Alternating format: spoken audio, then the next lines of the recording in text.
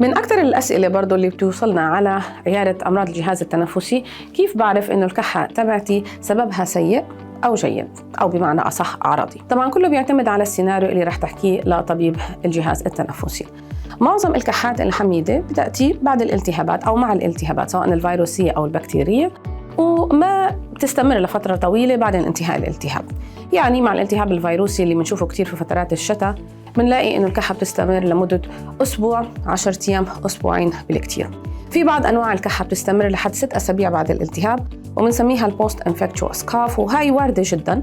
ولكن أي كحة بتستمر أكثر من 3 شهور لابد من مراجعة طبيب أمراض التنفسية للتأكد من إنها ما إلها أي سبب تاني خطير أو يحتاج تدقيق أكثر.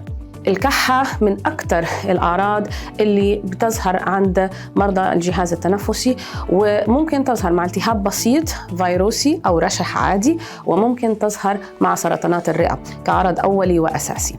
ولذلك الكحة العرضية اللي بتنتهي بانتهاء الالتهاب غالباً هي كحة حميدة. الكحة المستمرة واللي بتصاحبها أعراض تانية لابد من التحقق من سببها وزيارة طبيب الأمراض التنفسية للتأكد من أنها كحة حميدة وليس من وراءها أي عواقب أو مضاعفات أخرى.